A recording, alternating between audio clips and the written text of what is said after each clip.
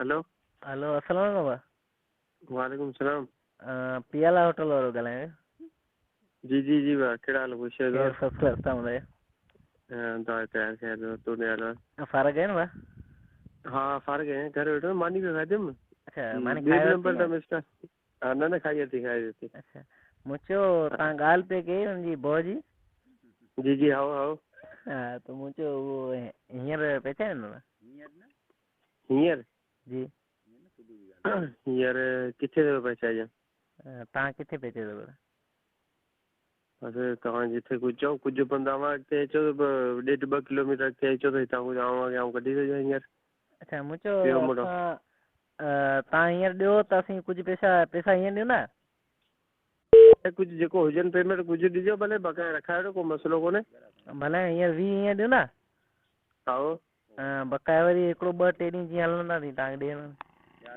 न छाजो खपे छाजो कटो खपे हिकिड़ो खपे ॿ खपनि सफ़ीना ऐं जीअं न सफ़ीना सफ़ीना जी 50 वारो कटो खपे या 100 वारो? 50 वारो ऐं ॿियो GND सफ़ीना जो कटो 50 वारो खपे? जी हा।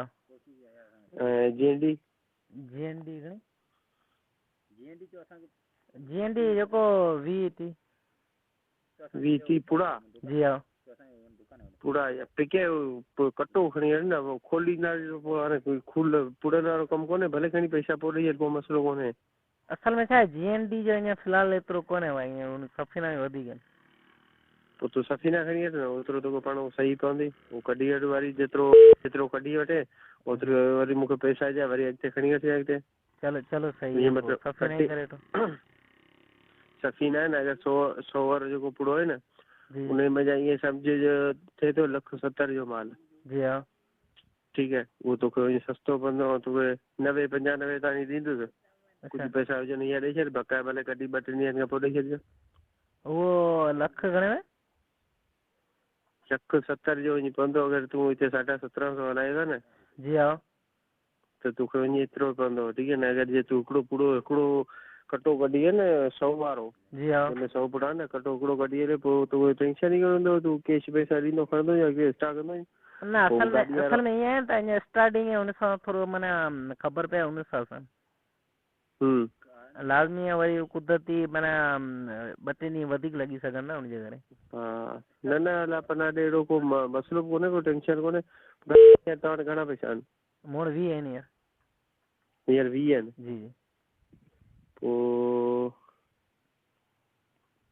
तूं पाउ हींअर खणी निकिराए न? जी भले जिथे तव्हां अचो असां हुते चलो ठीकु आहे तव्हां मोटरसाइकिल ईंदा? जी चल ठीकु आहे पोइ घणा 50 पुड़ा हुजनि? 5 चलो ठीकु आहे हीअ तव्हांजो नालो? मुंहिंजो नालो रोशन। चल ठीकु आहे रोशन तुंहिंजो नंबर हीअ सेव थो करे 10 मिंट सब्र कर तो कॉल थो करे पोइ हितां निकिरंदो त फ़ोन थो करे पोइ अॻिते अची रोशन ईंदा किथे था? ऐं तव्हां किथे जिथे तव्हां चयो मतिलबु कलोई वारो जेको मोड़ आहे न? रोशन छा वारो? हा इहो रोशन छा आहे कहिड़ो इहो कलोई वारो मोड़ आहे ॾिसो हाणे पाण कलोई ते हलूं था। अच्छा उहो तो परियां जेको पंहिंजो मेन रोड आहे उहो? न उहो न ही ओरियूं हिते ॾिस पाण नवकोड़ खां हलूं पिया कोन कलोई वारो मोड़ आहे जेको अॻियां ईअं वाटर टुटल अचनि पासे में यू कलम में बचे भूतारे कोठर। जी हा हिते आप अची वेंदुसि। इहो त जाम परते असांखां ईअं त माना हितां राति जो मोबाइल जाम हले थी। न मोबाइल जो टेंशन ई न पाण हितां शास्त्री पटड़ी हुतां जे अचो डुडर साइड अथव?